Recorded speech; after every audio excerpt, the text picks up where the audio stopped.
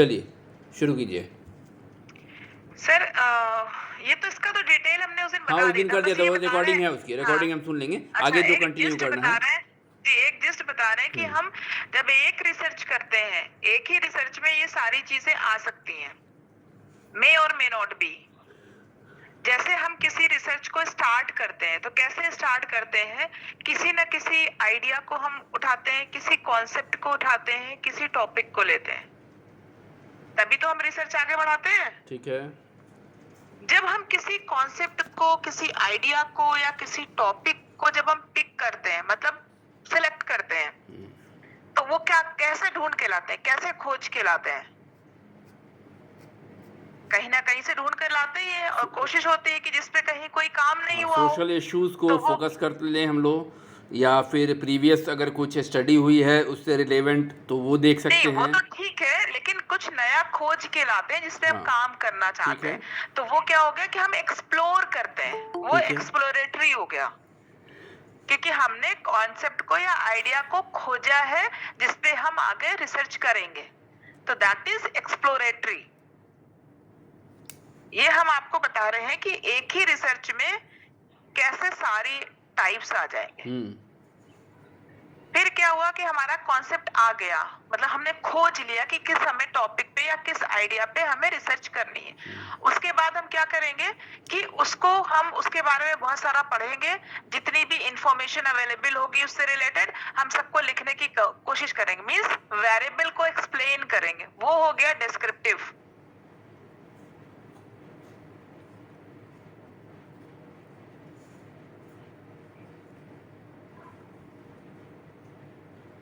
ठीक है। ठीक है। अब उसके बाद हमने क्या बताया था, कोरिलेशनल। कोरिलेशनल में क्या होता है सबको पता है, और उसे ऑलरेडी हम एक्सप्लेन कर चुके हैं। अब हमने जो वेरिएबल ढूंढे हैं, डेफिनेटली हम साइकोलॉजी की बात कर रहे हैं, तो जो वेरिएबल हमने ढूंढे हैं उन वेरिएबल्स के बीच में हम क्या करेंगे, या रिलेशनशिप देखेंगे, या हम कोई चीज इसका उस पर इफेक्ट हो रहा है तो क्यों हो रहा है ये देखेंगे। जनरली हम यही करते हैं। सपोज सबके उसमें 2, 3, 4 वेरिएबल हैं, तो आपस में क्या किया है, या तो रिलेशनशिप देखा है, या हमने कॉज एंड इफेक्ट जानने की कोशिश की है, एक का दूसरे पे इफेक्ट हो रहा है तो क्यों हो रहा है, कैसे हो, ये चीजें की है। तो इस सिचुएशन में क्या होता है, हमारी कोरिलेशनल और एक्सपेरिमेंटल रिसर्च हो गई। कोरिलेशनल में ये होता है कि रिलेशनशिप है, मतलब एक रिलेशन है बट वो ऑलरेडी एग्जिस्ट है, नेचुरल रिलेशन है। और एक्सपेरिमेंटल में क्या हो रहा है कि इस पे रिसर्चर्स, कोरिलेशनल रिसर्च में रिसर्चर्स का बहुत ज्यादा कंट्रोल नहीं होता, वो नेचुरल है। और एक्सपेरिमेंटल में रिसर्चर्स का कंट्रोल होता है, वो वेरिएबल को मैनिपुलेट कर सकता है। ये एक्सपेरिमेंटल हो गया। अब कोरिलेशनल और एक्सपेरिमेंटल का जो रिजल्ट आएगा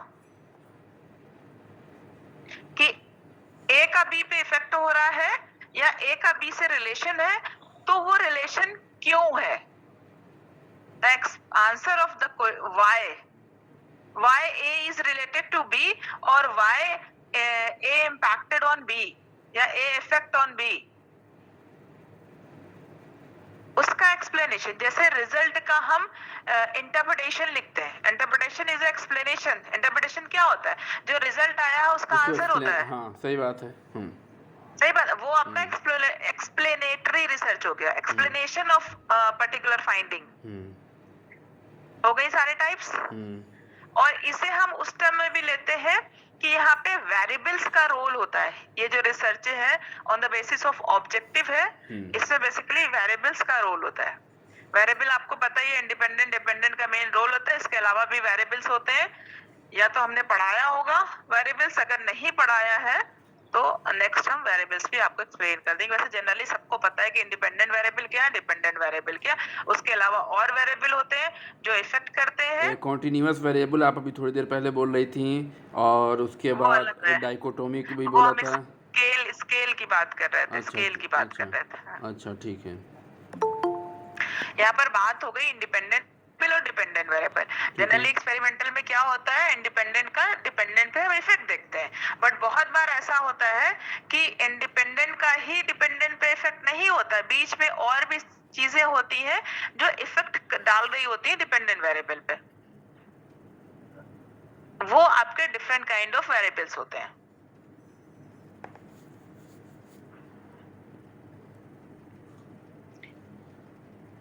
उसमें कुछ होते हैं जिन्हें हम कंट्रोल कर सकते हैं, वो एक्सट्रेनियस वेरिएबल कहलाते हैं। कुछ वेरिएबल्स होते हैं जिन्हें हम कंट्रोल नहीं कर सकते, वो आपके कंफाउंडिंग वेरिएबल कहलाते हैं। वेरिएबल भी यहाँ पे क्लियर हो गए। कन्फाउंडिंग, यस, जिन्हें हम कंट्रोल नहीं कर सकते। सपोज अगर हमें देखना है कि हमारी टीचिंग का इफेक्ट कैसा हो रहा है बच्चों पे या स्टूडेंट पे, तो वो जो जो हमारा मेथड है और जो हमारा कंटेंट है वो इंडिपेंडेंट वेरिएबल हो गया, हमारे पढ़ाने का तरीका। और एकेडमिक परफॉर्मेंस क्या हो गई, स्टूडेंट्स की एकेडमिक परफॉर्मेंस या स्टूडेंट की परफॉर्मेंस हो जाएगी डिपेंडेंट वेरिएबल। बट इसमें बीच में क्या चीजें हो गई, क्या एक्चुअल में स्टूडेंट की जो परफॉर्मेंस है वो अच्छी या बुरी सिर्फ मेरे टीचिंग ऑफ मेथड की वजह से, मेरे पढ़ाने की तरीके की वजह से है, या हम जो पढ़ा रहे हैं, जो कंटेंट प्रोवाइड कर रहे हैं उसकी वजह से हो रही? किसी की बहुत अच्छी, किसी की कम अच्छी, किसी की में कोई इम्प्रूवमेंट नहीं हो रहा है। तो ये सिर्फ मेरी टीचिंग के मेथड है, पढ़ाने के तरीके से उनकी परफॉर्मेंस ऐसी है, या कोई और फैक्टर्स भी इफेक्ट कर रहे हैं? अब इसमें ये हो सकता है कि जनरली कहा यह जाता है कि एक्सपेरिमेंटल रिसर्च में या एक्सपेरिमेंटल मेथड की बात करें तो रैंडमाइजेशन होना चाहिए। कोशिश होनी चाहिए कि एक तरह की चीजें हो, एक्सटर्नल वेरिएबल्स को कंट्रोल करने की कोशिश करना चाहिए। अब इसमें यह हो सकता है कि किसी बच्चे की हेल्थ बहुत खराब हो, या ये हो सकता है कि किसी ने हमारी टीचिंग के अलावा किसी और मेथड को भी अप्लाई करा हो, या हो सकता है कि उसके पेरेंट्स एजुकेटेड हो, वो बच्चे को हमारी टीचिंग के अलावा के साथ साथ वो पढ़ा रहे हो उनको, या ये हो सकता है कि कोई बच्चा वाकई में बहुत ब्रिलियंट हो, जिसका आईक्यू लेवल बहुत ज्यादा हो। तो आईक्यू लेवल को हम कंट्रोल कर सकते हैं। कंडीशंस क्या है कि किसी के ऐसे बच्चे हम सिलेक्ट करें जिनका एवरेज आईक्यू लेवल हो। दूसरी चीज ये कि हम ऐसे बच्चे सिलेक्ट करें जिनकी फाइनेंशियल कंडीशन सेम हो, उनको बहुत ज्यादा किसी चीज का बर्डन ना पड़ रहा हो या वो स्ट्रेस में ना हो। तीसरी चीज ये कि हम ऐसे ही बच्चे सिलेक्ट करें जिनके पेरेंट्स उनको या तो पढ़ा रहे हो या बिल्कुल नहीं पढ़ा। मींस हम होमोजेनिटी की बात करें, यूनिफॉर्मिटी की बात करते हैं। तो ये वाले वेरिएबल्स जब कंट्रोल करते हैं वो एक्सट्रेनियस कहलाते हैं।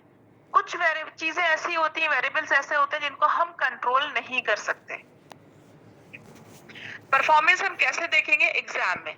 अब हम सारे लोग ही इंटरव्यू देने जा रहे हैं, हो सकता है हम में से कुछ जी। एक क्वेश्चन है मेरा, जैसे आपने अभी होमोजेनिटी की बात कही, किसकी? सैंपल साइज होमोजेनिटी की बात कही ना कि ग्रुप में होमोजेनिटी, हाँ, यूनिफॉर्मिटी या होमोजेनिटी जी। हाँ, तो अगर ग्रुप बहुत बड़ा है, आई मीन सैंपल साइज बहुत बड़ा है, तो क्या उसमें होमोजेनिटी मेंटेन कर पाना मुश्किल का काम है या हो जाता है? देखिए, हाँ, बिल्कुल मुश्किल का काम है। तो रैंडमाइजेशन तो इसीलिए होता है। दूसरी चीज, जब हम एक्सपेरिमेंटल रिसर्च की बात करते हैं ना, तो एक्सपेरिमेंटल रिसर्च हमारी कंट्रोल कंडीशन में होती है। हाँ। और जनरली ये बहुत बड़े सैंपल पे नहीं की जाती है। अच्छा। Experimental research, true experimental research क्या होती है? जो जनरली लेबोरेटरी के अंदर की जाती है। बड़े सैंपल पे नहीं होगा, लेकिन अगर जैसे कोरिलेशनल रिसर्च हो और उसमें सैंपल साइज बड़ा हो तो फिर कैसे ये मेंटेन करेंगे? देखिए, कोशिश की जाती है, इसीलिए तो रैंडमाइजेशन किया जाता है, जिसमें सबके चांसेस हो। कोशिश तो की जाती है ना। फिर उसमें ये है कि फिर आप अगर आप कंट्रोल नहीं कर पा रहे हैं तो फिर फर्दर आगे रिसर्च को बहुत ज्यादा जनरलाइज नहीं कर सकते। अच्छा। जनरलाइजेबिलिटी फिर उसकी कम हो जाती है। कोशिश तो यही की जाती है कि आप same sample, almost same sample लेने की कोशिश करें, तभी तो एक्सट्रेनियस वेरिएबल और कंफाउंडिंग वेरिएबल का नाम आता है। जिन एक्सटर्नल वेरिएबल्स को हम सिचुएशंस को, कंडीशंस को, घटनाओं को कंट्रोल कर सकते हैं काफी हद तक, वो एक्सट्रेनियस वेरिएबल होते हैं। इतना कंट्रोल करने के बाद भी बहुत सी ऐसी चीजें, ऐसी सिचुएशंस रह जाती हैं जिन्हें हम कंट्रोल नहीं कर सकते, वो कंफाउंडिंग वेरिएबल कहलाती हैं। जैसे टेम्परेचर, अगर जून में आपका नेट का एग्जाम है तो आप कुछ भी नहीं कर सकते, क्योंकि आप में इतनी ज्यादा गर्मी, ऐसा तो नहीं हो सकता है कि ऑल ओवर इंडिया के में जितने भी सेंटर है सब में एसी लगवा दीजिए, not possible, at least in India. तो हम टेम्परेचर को कंट्रोल नहीं कर सकते, हमें एग्जाम उसी कंडीशन में कंडक्ट करवाना ही करवाना है, तो वो आपका कंफाउंडिंग वेरिएबल हो गया। एंड द सेकंड चीज, हो सकता है किसी स्टूडेंट्स की हेल्थ इशू हो और वो भी उस एग्जाम में अपियर होगा। आपका नेट का ले लीजिए, नीट का ले लीजिए, किसी भी कंपटीशन का ले लीजिए, वो एक सेट टाइम पे होता है। या इंटरव्यू देने इस ग्रुप से सारे लोग जाएंगे और सब यहाँ पढ़ रहे हैं। अगर कोई एक्चुअली ये देखना चाहे कि जिनका सिलेक्शन हुआ है और कुछ लोगों का नहीं हुआ, तो वो क्या रीजन था, क्या सिर्फ कोई एक पर्टिकुलर मेथड था जिसकी वजह से उनका सिलेक्शन हुआ, या और भी फैक्टर्स थे। तो इनमें से अगर कोई ये रिसर्च करना चाहे कि इस ग्रुप में जो पढ़ाया गया उसका कितना इफेक्ट हो रहा है लोगों के सिलेक्शन में, ठीक है, अगर इस चीज को देखना चाहे तो फिर ऐसे ही लोगों को सिलेक्ट करना पड़ेगा जो बिल्कुल एक जैसे लोग हो, जो सिर्फ इसी ग्रुप पे डिपेंड हो और कहीं से नहीं पढ़ रहे हो, पहली चीज। दूसरी चीज, उनका average almost IQ level same हो, फाइनेंशियल कंडीशन या उनका स्ट्रेस लेवल कम हो या सबका इक्वल हो। जब इन चीजों को हम कंट्रोल करते हैं तो वो एक्सट्रेनियस वेरिएबल कहलाते हैं। और बहुत सी ऐसी चीजें हो सकता है, किसी के घर में कोई ऐसा इंसिडेंट हो जाए जिसकी सारी कंडीशन सेम थी, उसकी मेंटल कंडीशन बहुत अच्छी नहीं थी on the day of interview, उसे हम कंट्रोल नहीं कर सकते। या हो सकता है कि रास्ते में किसी की गाड़ी खराब हो जाए और वो बिल्कुल लास्ट मोमेंट पे पहुंचे, तो आप समझ लीजिए कि उसकी कंडीशन कैसी होगी, उसकी परफॉर्मेंस कैसी होगी। इस वजह, तो ये वाली जो चीजें होती है ना जिसे हम कंट्रोल नहीं कर सकते, वो कंफाउंडिंग वेरिएबल कहलाती है। हम एक दिन पहले पहुंच जाएंगे। तो आप में कंफाउंडिंग वेरिएबल इफेक्ट नहीं करेगा। देखिए, वैसे भी साइकोलॉजी, आप ह्यूमन बिहेवियर की बात कर रहे हैं, इंडिविजुअल डिफरेंसेस होते हैं, इसीलिए साइकोलॉजी को प्योरली साइंटिफिक नहीं कहा जाता है, क्योंकि आप सारी चीजों को कंट्रोल नहीं कर सकते। आप कितना भी कंट्रोल कर लीजिए, कोशिश तो इंसान सब करता है, बट इंडिविजुअल डिफरेंसेस को आप कहाँ ले जाएंगे, इमोशंस को कहाँ ले जाएंगे। टॉलमैन ने एक बताया था, ठीक है, कि कुछ ऐसे वेरिएबल हैं जो एक्सपेरिमेंट के दौरान लेके ही आता है, जिसको हम कुछ नहीं कर सकते हैं, जिसको उन्होंने हेट कहा था, हेरिडिटी, एज, प्रीवियस ट्रेनिंग, एक और था इंडोक्राइन ग्लैंड।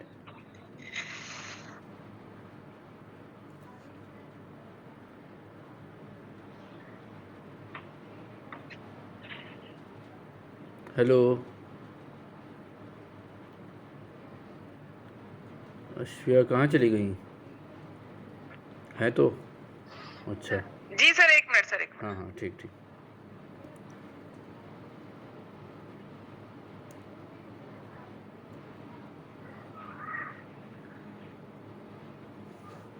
जी सर, बस एक सेकंड, कुछ काम हुआ गया था।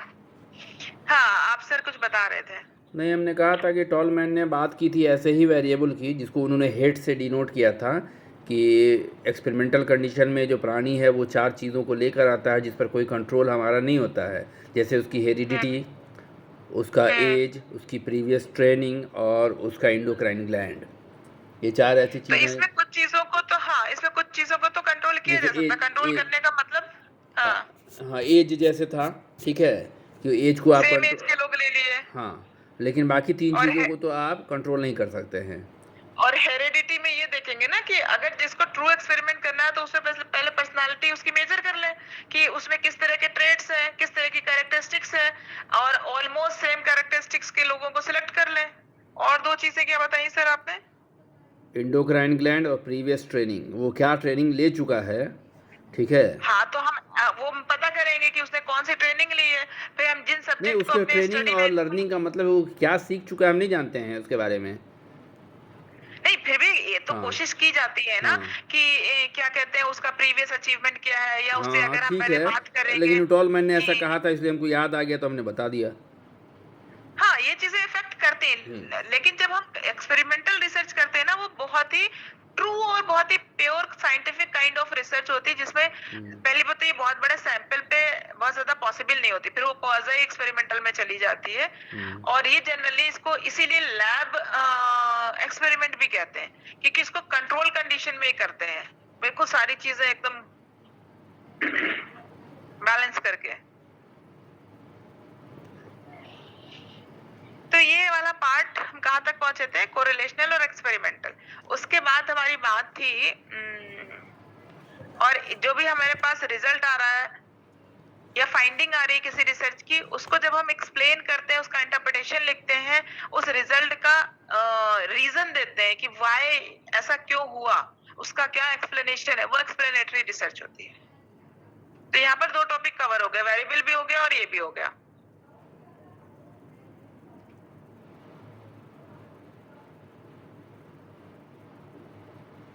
विकास सर आज ही आए हैं या डेली आते हैं? नहीं, आते हैं, डेली आते हैं।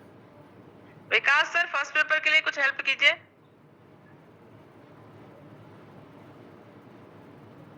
ठीक है, तो हम आगे चलते हैं। दूसरा है on the basis of outcome या क्लासिफिकेशन।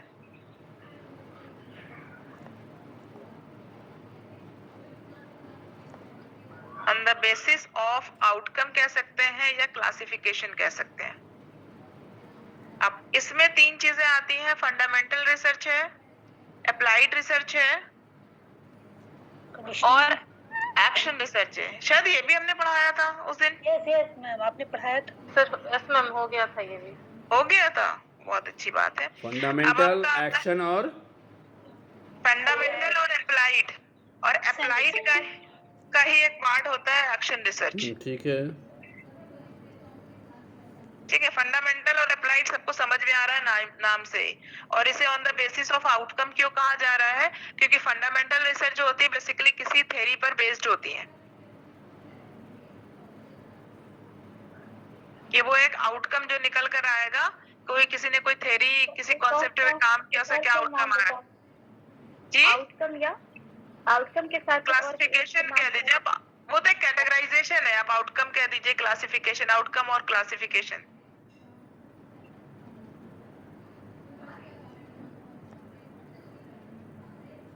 अप्लाइड के लिए क्या कीजिएगा? ये तो थ्योरी पे बेस्ड है फंडामेंटल। अप्लाइड के लिए, हाँ, अप्लाइड के लिए जो हम एक्चुअल रिसर्च करते हैं, थ्योरी पर बेस्ड, पर्टिकुलर थ्योरी पर बेस्ड कोई प्रोडक्ट तैयार करते हैं, दैट इज अप्लाइड रिसर्च। अगर हम साइकोलॉजी की बात करें, अगर हम फंडामेंटल रिसर्च की बात करें, तो जो साइकोलॉजी का कॉन्सेप्ट आ रहा है, फंडामेंटल रिसर्च क्या होती है, कॉन्सेप्ट पर ही कॉन्सेप्ट भी निकाले जाते हैं, उसी को खोजे जा रहे होते हैं, फिर एंड में एक अच्छा सा निकल कर आता है। मैं जैसे अगर हम साइकोलॉजी की बात करें, तो साइकोलॉजी में क्या, अगर हम स्टार्टिंग से चल रहे हैं, साइकोलॉजी की एक्सप्लेनेशन वहां से चल रही है आपके फिलोसफिकल पीरियड से, 70s से चल रही है।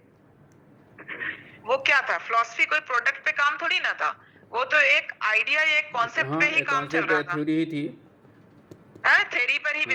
एक ने उसको दूसरे तरह से एक्सप्लेन किया, दूसरे ने उसको और किसी वे में एक्सप्लेन किया, तीसरे ने उसे किसी और वे में एक्सप्लेन किया, दैट कि एक कोई उस पे काम नहीं हो रहा, किसी चीज पे काम नहीं हो रहा, किसी प्रोडक्ट पे काम नहीं हो रहा, बस एक कॉन्सेप्ट का ही मॉडिफिकेशन हुआ जा रहा है।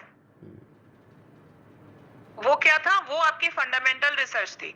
अब जैसे आइंस्टाइन बहुत फेमस है, ठीक है, आइंस्टाइन साइंस में बहुत फेमस है, आई थिंक सबने नाम सुना होगा। उन्होंने कॉन्सेप्ट दिया था E=mc²।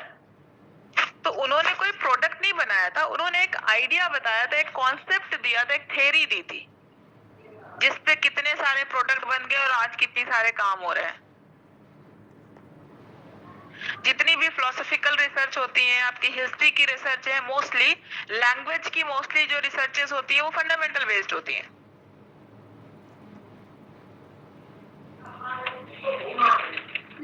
नॉलेज फॉर नॉलेज से, हाँ, नॉलेज फॉर नॉलेज, एग्जैक्टली, कि आप नॉलेज पर ही काम बात किए जा रहे हैं। जैसे अरिस्टोटल की थ्योरी, प्लेटो की थ्योरी, ये सब कॉन्सेप्ट बेस्ड चीजें हैं, कोई एक्सपेरिमेंट नहीं हुआ है इनमें।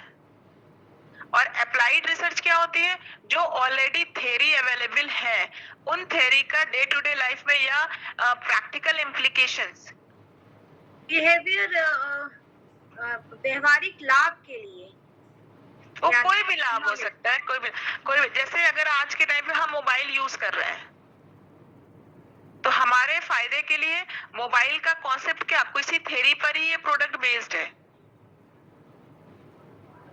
कोई थ्योरी पे काम किया गया तब तो ये मोबाइल बना, ऐसे तो मोबाइल नहीं बन सकता है।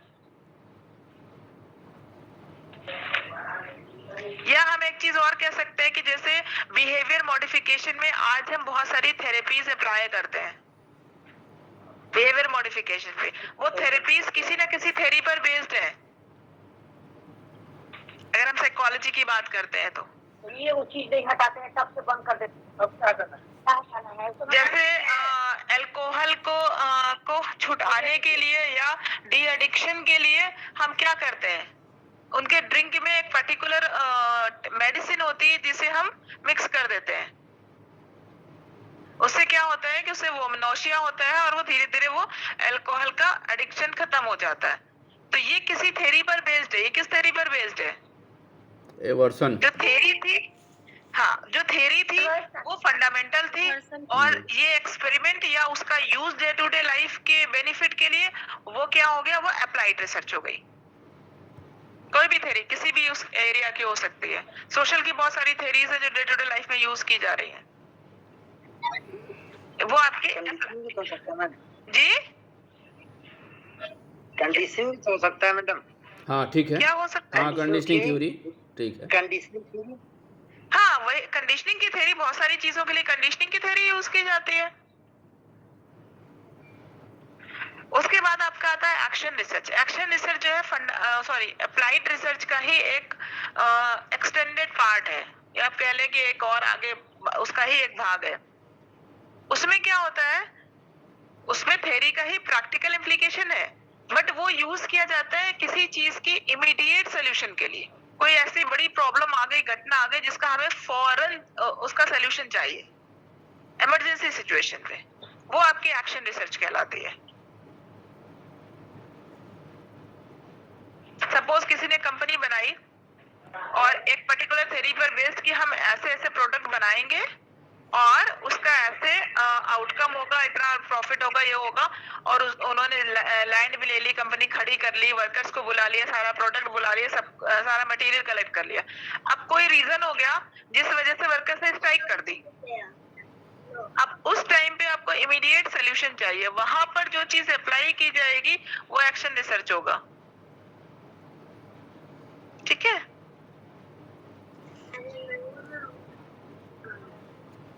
अब नेक्स्ट आता है on the basis of logic. Logic के बेस पर कैटेगराइजेशन किया गया है। यहाँ पर आपका डिडक्टिव और इंडक्टिव आता है, और डिडक्टिव और इंडक्टिव सबको पता ही, एक बार हम और पढ़ा चुके हैं बहुत डिटेल। डिडक्टिव और इंडक्टिव में क्या होता है, ये सेम वही है, वैसे ही वर्क करता है जो आपकी डिडक्टिव और इंडक्टिव रीजनिंग है। सेम थ्योरी अप्लाई होती है इस पे। बता दीजिए एक बार फिर से। डिडक्टिव को मैम किसी जनरल चीज को पार्टिकुलर चीज पर लागू करना। General to particular, general to particular, that is deductive. और इंडक्टिव इसका उल्टा हो गया, पर्टिकुलर टू जनरल। अब डिडक्टिव में क्या था, जनरल टू पर्टिकुलर। अगर आप कोरोना की सिचुएशन लेते हैं तो कोरोना के लिए जो वैक्सीन बनाई गई थी या जो मेडिसिन यूज की जा रही थी, क्योंकि तब तक कुछ पता नहीं था, तो क्या हुआ था कि जो आपकी बहुत सारी बैक्टीरिया में या कोरोना के सिम्टम खांसी जुकाम जैसे थे, वायरल जैसे, तो उसमें जो मेडिसिन यूज की जा रही थी कि भाई वायरल में ये या फ्लू में ये वाली मेडिसिन काम कर रही है, तो ये कोरोना में भी काम कर सकती है। तो उन मेडिसिन को अप्लाई किया गया, कोरोना में दिया गया और बहुत लोगों को फायदा भी हुआ। तो ये क्या हुआ कि जो सारे बहुत तरह के जो वायरल और फ्लू और खांसी जुकाम समझ लीजिए, उन पे जो मेडिसिन यूज की जा रही है वो एक जनरल हो गया। तो वो कोरोना पे भी यूज हो सकती है, क्योंकि बेनिफिशियल हो सकती है, क्योंकि इसके भी सिम्टम्स उसी से रिलेटेड दिख रहे हैं। तो ये जनरल टू पर्टिकुलर हो गया। अब इसी तरह पर्टिकुलर टू जनरल भी कोई एक एग्जाम्पल हो सकता है। कि किसी एक इंडिविजुअल को देख के हम ये जनरलाइज कर सकते हैं कि वहाँ के सारे लोग ऐसे होंगे। या अगर हमारे यहाँ पर यूपी में, बिहार में एक नॉर्थ का बंदा आ जाए पढ़ने के लिए और डेफिनेटली, और वो बहुत अच्छा हो, बहुत इंटेलेक्चुअल हो, बहुत लेबोरियस हो, या तो छोड़ दीजिए एग्जाम्पल, जैसे बिहार के लोग यूपी में आते हैं तो कहते हैं बिहार वाले बहुत लेबोरियस होते हैं स्टूडेंट। तो हमने एक स्टूडेंट को देख के ये जनरलाइज कर लिया कि बिहार वाले बहुत लेबोरियस होते हैं। तो ये क्या हो गया? पर्टिकुलर टू जनरल हो गया। इस तरह की जो रिसर्चेस होती है वो आपकी इंडक्टिव और डिडक्टिव में आती है। कुछ एग्जाम्पल आप लोग भी खोज लीजिए। अब आता है on the basis of process. इसमें आएगा क्वांटिटेटिव और क्वालिटेटिव।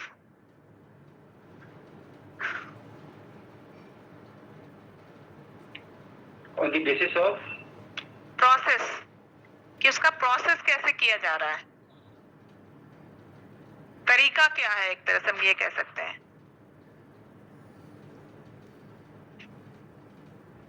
क्वांटिटेटिव और क्वालिटेटिव। बस हम एक एग्जांपल देते हैं जिसमें दोनों चीजें क्लियर हो जाएंगी। सपोज आप सब लोग मूवी देखने जाते हो। अगर इस ग्रुप में 10-25 लोगों से पूछा गया कि मूवी कैसी थी, अच्छी थी या बुरी थी, या ये कहा जाए कि मूवी कैसी थी, उसकी रेटिंग करिए 1 to 5, फीडबैक दीजिए, मूवी की रेटिंग कीजिए या फीडबैक दीजिए, रेटिंग कीजिए 1 to 5, तो सब लोग रेटिंग करेंगे। सबके अपने अपने डिस्क्रिप्शन हो सकता है, अपने अपने हिसाब से हो सकता है। किसी को हो सकता है बिल्कुल अच्छी ना लगे, किसी को उस चीज में इंटरेस्ट ना हो, किसी को हो सकता है सो लगे, एवरेज हो गई, किसी को हो सकता है कि जिस कॉन्सेप्ट पर वो बेस्ड मूवी तो उसका इंटरेस्ट उस कॉन्सेप्ट में बहुत ज्यादा हो सकता है, तो वो उसको बहुत अच्छी लगे। तो अगर 25 लोगों पे या 50 लोगों पे ये किया गया, या आप रिव्यू मान लीजिए, तो वो क्या होता है, वो आपकी क्वांटिटेटिव रिसर्च हो गई।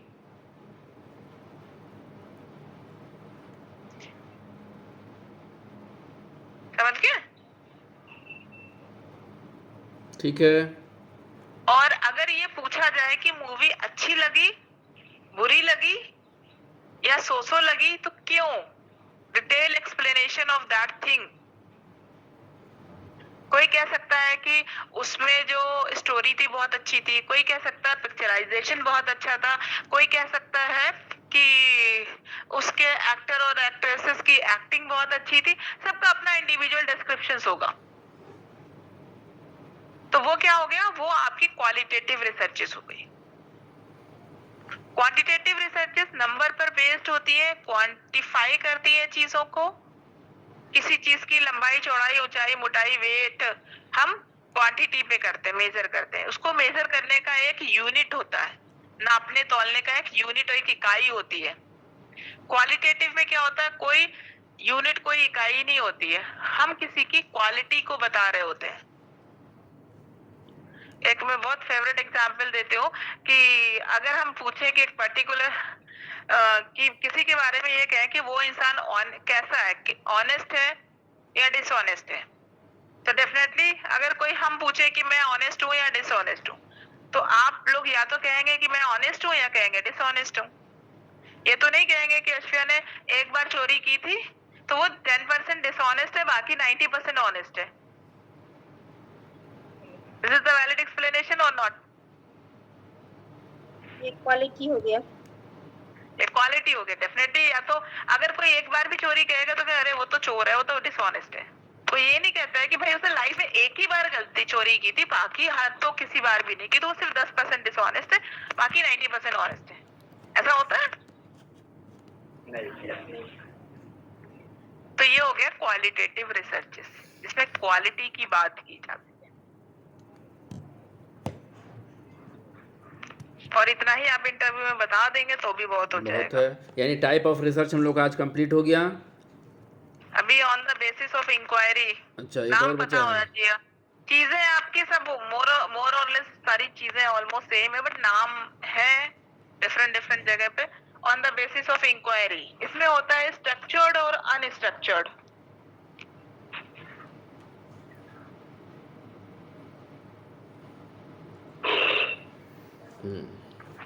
स्ट्रक्चर्ड और तो अनस्ट्रक्चर्ड आप ये लोगों को लास्ट नाम है से सुया, नहीं एक और है? जी, अच्छा, स्ट्रक्चर्ड और अनस्ट्रक्चर्ड को आई थिंक एक्सप्लेन करने की जरूरत नहीं है, सबको समझ में आ रहा है स्ट्रक्चर्ड तो क्लियर स्ट्रक्चर्ड है क्या कि है। रिसर्च में स्ट्रक्चर्ड कैसा होगा, ठीक है, सारे डिज़ाइंस प्लान सब कुछ फिक्स्ड होंगे। नहीं वो तो चीज अलग हो गई। हाँ, एक स्ट्रक्चर बेस्ड हो गया। जैसे हम डेटा कलेक्ट कर रहे हैं, इन्फॉर्मेशन, अगर हम कोई सेंसस की बात करते हैं, पोलिंग की बात करते हैं, क्रिकेट में रन रेट की बात करते हैं, तो वो क्या है, वो एक हमारा एक स्ट्रक्चर है, मतलब एक फिक्स चीज बता रहे हैं हम। ये आपका स्ट्रक्चर्ड आपका एक तरह का क्वांटिटेटिव हो गया और अनस्ट्रक्चर्ड आपका क्वालिटेटिव हो गया।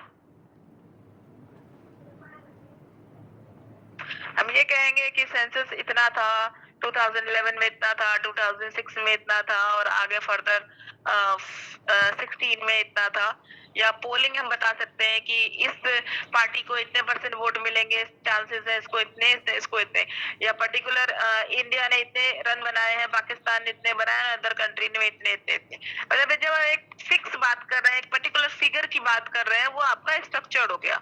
और अनस्ट्रक्चर्ड जहां आप किसी की क्वालिटी की बात करने लगे कि इंडिया ने ज्यादा रन क्यों बनाए, क्योंकि उसके प्लेयर ऐसे प्लेयर थे, उन्होंने इतना अच्छा खेला या ऐसा किया, वो वाली चीज। आप क्वालिटी बता रहे हैं, वहां पर अनस्ट्रक्चर्ड की बात होती है कि मतलब आपके पास सब्जेक्टिव चीज है, आपके पास एक्सप्लेनेशन के चांस है, आप अपनी चीजों को एक्सप्लेन कर सकते हैं, किसी की क्वालिटी को एक्सप्लेन कर सकते हैं। कि आप ये बता सकते हैं कि इंडिया ने के रन ज्यादा है तो ज्यादा क्यों थे, उसका क्या रीजन था। या अगर हम पोलिंग की बात करते हैं कि एक पर्टिकुलर पार्टी के चांसेस हैं, अगर आप बिहार की बात करें इन पर्टिकुलर अपकमिंग इलेक्शन की या प्रीवियस इलेक्शन की बात करते हैं, तो इतने % आपको किसको कौन कौन सी पार्टीज है आपके यहाँ, जेडीयू को इतने % मिले और आरडीए को इतने % मिले, व्हाटएवर।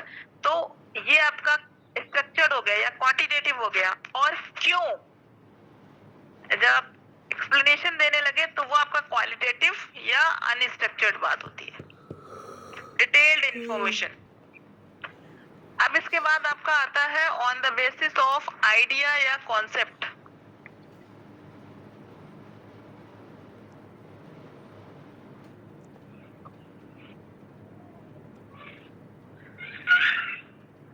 इसमें आपका कॉन्सेप्चुअल और एम्पेरिकल रिसर्च आती है।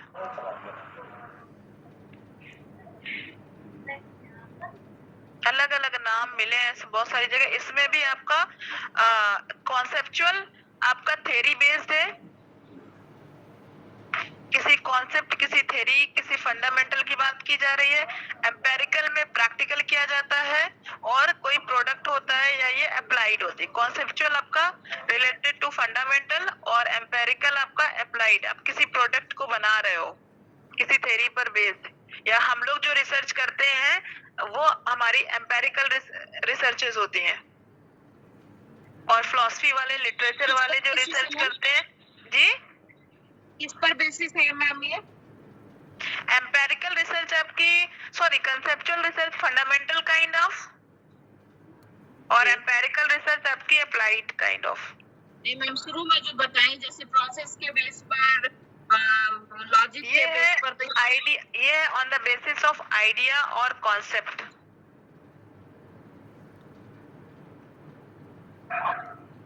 आज टाइप्स ऑफ रिसर्च कंप्लीट हो गई। चलिए, बहुत बहुत शुक्रिया। कोई बात नहीं, बहुत चीजें सब सीख रहे हैं आपस में।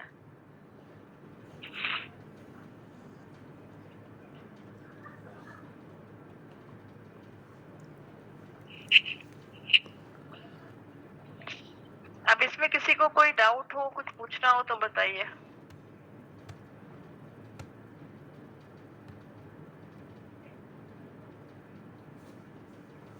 क्लियर है मेरे ख्याल से, दोबारा हो चुका रिवीजन, तो मेरे ख्याल से कोई डाउट नहीं रहना चाहिए। फिर भी एक बार आप लोग इसको फेयर कर लीजिए, ठीक है, अपने स्तर से। और अगर कोई क्वेश्चन बचता है तो ग्रुप में उस क्वेश्चन को डाल दीजिएगा, ठीक है।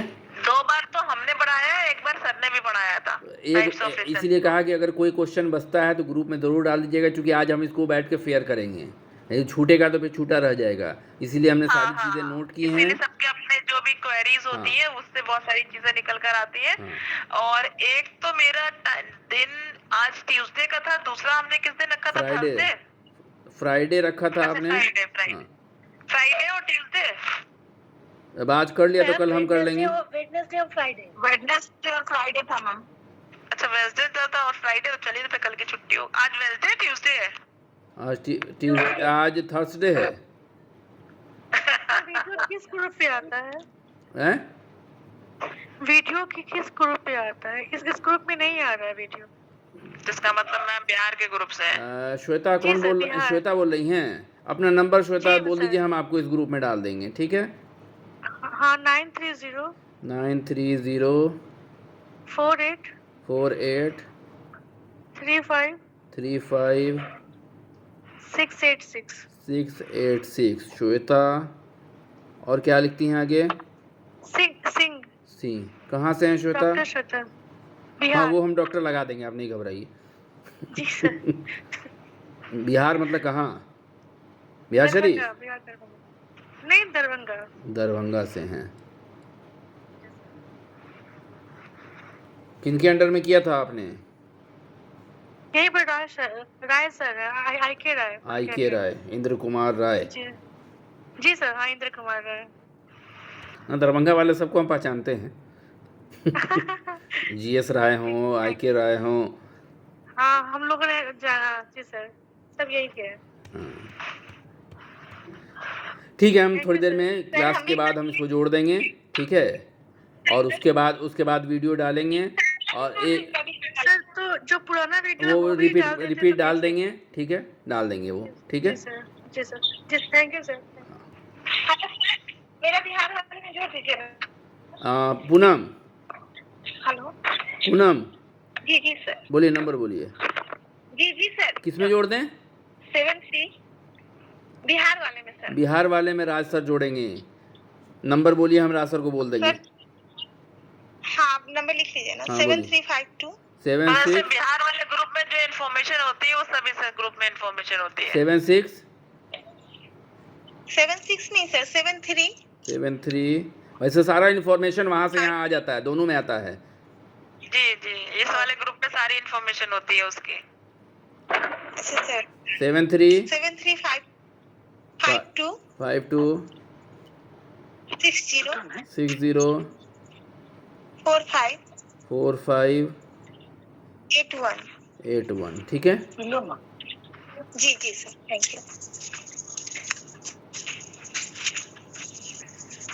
ठीक है, फिर तो हम लेफ्ट करते हैं। ठीक है, हम लोग को कुछ पूछना